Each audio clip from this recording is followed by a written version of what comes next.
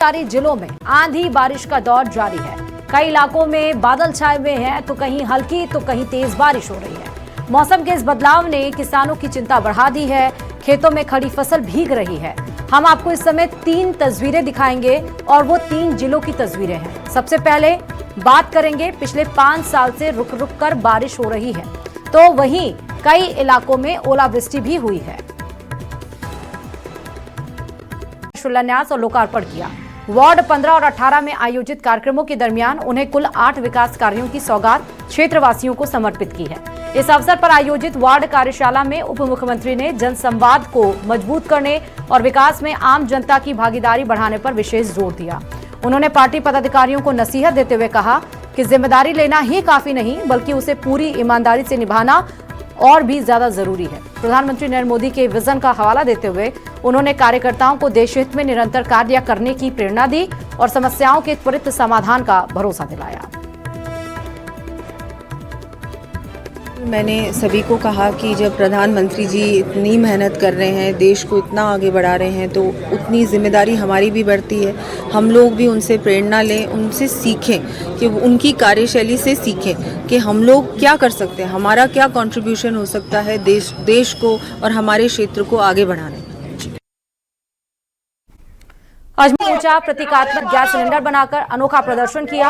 हाथों में तख्तियां और आंखों में आंसू लिए महिला कार्यकर्ताओं ने सरकार की नीतियों को जमकर कोसा। प्रदर्शनकारियों ने बीजेपी की महिला नेताओं को आड़े हाथों लेते हुए पूछा, जो कल तक सड़कों पर थी, वे आज कहां गायब हैं?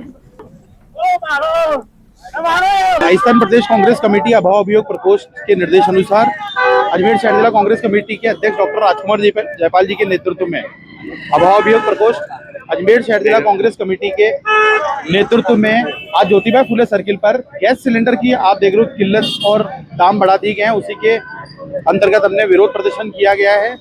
रात आप देख रहे हो कि जो भी छोटे मध्यम वर्ग के लोग हैं, छोटे व्यापारी जो है, जो चाट के और चाय के ठेले लगाते हैं, उनके पास सिलेंडर नहीं है, वो अपने घर परिवार नहीं चला पा रहे। उसी के विरोध में आज और अभाव अभियोग प्रकोष्ठ हमेशा से जनहित के मुद्दों को उठाता रहा है। और चलिए खबरों में आगे बढ़ते हैं और इस बीच आपको झालावाड़ से आई बड़ी खबर से रूबरू कराएंगे।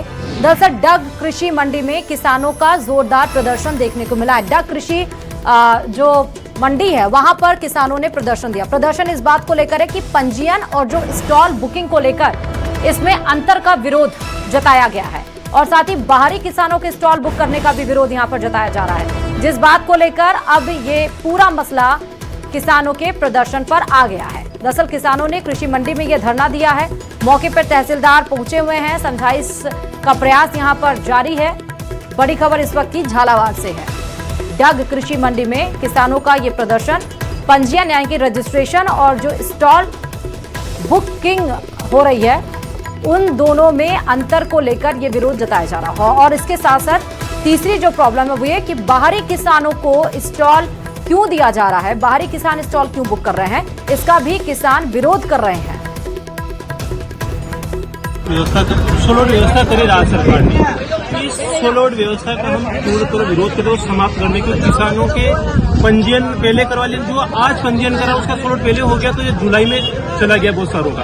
और बाहर के किसानों ने नया पंजीयन करवाया और सोलोड बुक करा लिया, उनकी तुलना तो हम इसका विरोध कर रहे हैं। जब तक राज्य सरकार इसे निरस्त नहीं करेगी, अनिश्चितकालीन धरना रहेगा और आमरण अनशन पर बैठेंगे। ये हमारी मुख्य मांग है। ग्राम विकास अधिकारियों की वाजिब मांगों और दशकों से अटकी पदोन्नति को लेकर आज प्रदेश भर के वीडियो सड़कों पर नजर आए हैं। राजस्थान ग्राम विकास अधिकारी संघ के आह्वान पर जिला मुख्यालयों पर जोरदार प्रदर्शन किया गया। संघ का आरोप है कि ऑपरेशन सिंदूर के नाम पर रोकी गई पदोन्नतियां अब तक बहाल नहीं हुई हैं, जिससे कर्मचारी पिछले 29 सालों से एक ही पद पर काम करने को मजबूर है। वहीं छुट्टी के दिन ग्राम सभाएं आयोजित करने के तुगलकी फरमानों ने आग में घी डालने का काम कर दिया है। 20 तारीख से लेकर 8 तारीख तक विरोध प्रदर्शन कार्यक्रम आयोजित कर रहा है, जिसमें दिनांक 20 तारीख को हमने विशेष ग्राम सभाओं का विरोध किया था। 23 तारीख को आज हमने ज्ञापन दिया है एवं 8 तारीख को हम मुख्यमंत्री आवास का घेराव करेंगे, साथ ही महापड़ाव भी जयपुर में करेंगे। डूंगरपुर जिले के लाखों बिजली उपभोक्ताओं के लिए एक बड़ी और राहत भरी खबर सामने आ रही है।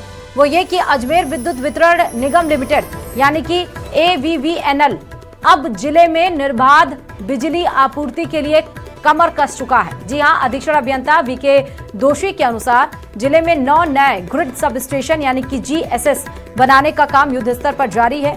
इनमें से कई स्टेशनों का काम पूरा हो चुका है तो कई के वर्क ऑर्डर जारी कर दिए गए हैं। इन नई परियोजनाओं के धरातल पर उतरने से न केवल वोल्टेज की समस्या खत्म होगी बल्कि बिजली की छीजत में भी भारी कमी आएगी।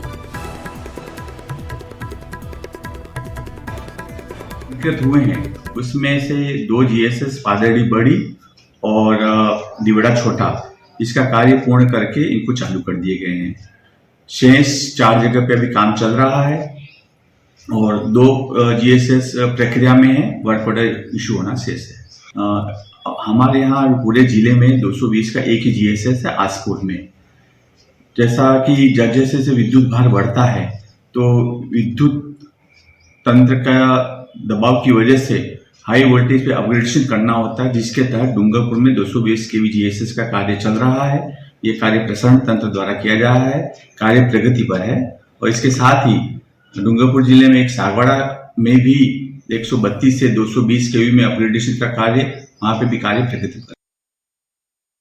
चित्तौड़गढ़ जिले के अकोला कस्बे में सफाई व्यवस्था पूरी तरह से चरमराई हुई नजर आ रही है। पंचायत से नगर पालिका बनने के बाद भी हालात सुधरने के बजाय और ज्यादा बदतर होते हुए नजर आ रहे हैं। स्थिति यह हो गई है कि त्योहारों के मौके पर भी गली मोहल्लों में गंदगी का अंबार लगा हुआ है और नालियों का गंदा पानी सड़कों पर बह रहा है। हैरानी की बात तो यह है कि नगर पालिका के मुख्य द्वार के बाहर ही गंदा पानी बह रहा है, लेकिन जिम्मेदार अधिकारी इस ओर ध्यान नहीं दे रहे हैं।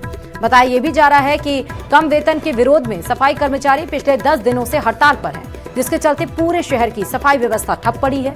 कर्मचारियों ने साफ कर दिया है कि वेतन वृद्धि तक काम पर वापस नहीं लौटेंगे।